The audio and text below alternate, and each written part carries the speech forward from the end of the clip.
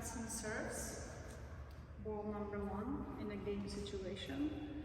Ball number 2, serve return.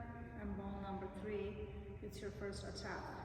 But as we mentioned before, if you don't have a good serve and you don't have a good return, you will never get to ball number 3. So practicing serves is one of the most important things as well in table tennis. When you practice serves, you think about, this is the point that I want to win. So every single serve that you practice, pay attention to the details. Don't go and just serve because your body will remember them. Remember the movements, remember the positions, remember how you have to stand, how you have to move your body from the start to the end. And that's when you have a situation of you want to win that point in championships or somewhere, then you're gonna go back into your memory, what body remembers, and then you will do it correctly and you'll have a successful service. Serving, always behind the white line. I'm sure you know the rules.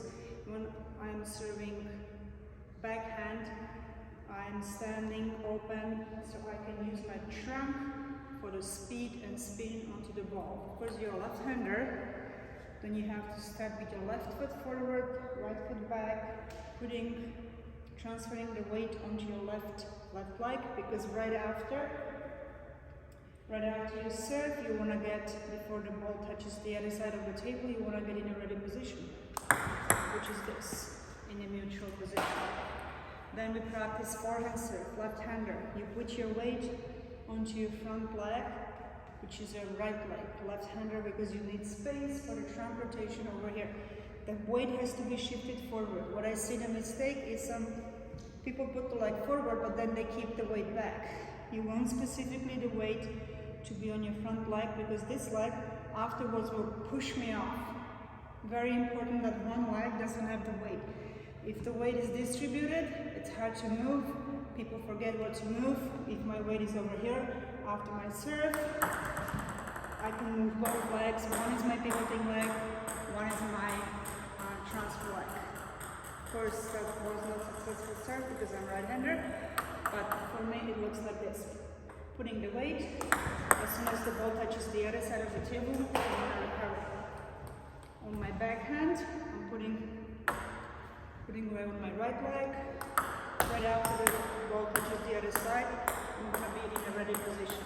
This is how you need to practice your serves. Again, left-hander, put your weight forward.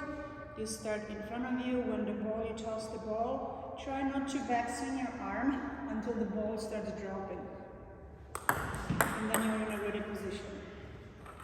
For the backhand, lefty, trunk rotation, wait, and then shift and be ready for the next ball.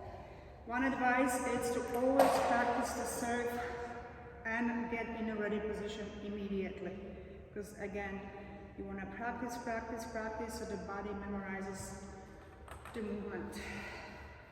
Serving, you need to know what you're serving because that ball will come back to you. So if I'm seeing that my opponent has a weakness in putting underspin on the ball, I'm going to be serving underspin. How do I do that? How do I recognize what's on the serve? How do I put underspin?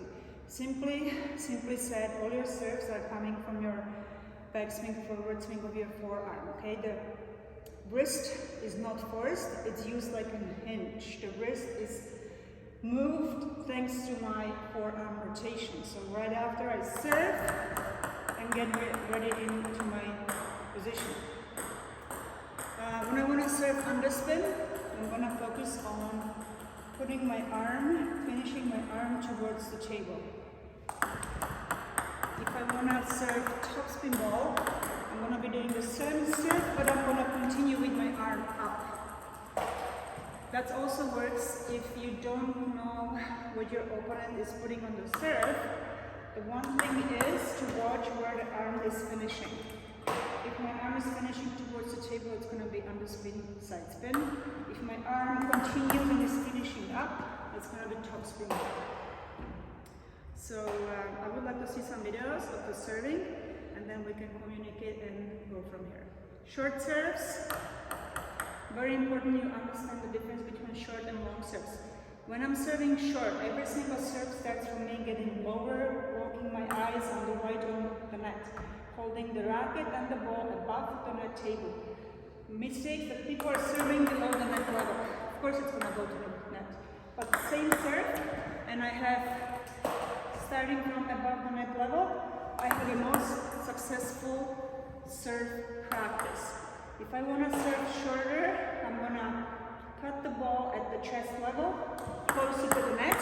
If I'm gonna do long serve, I'm gonna let the ball drop all the way down to the corner, because I need space so the first bounce is close to the edge. And then I put speed on.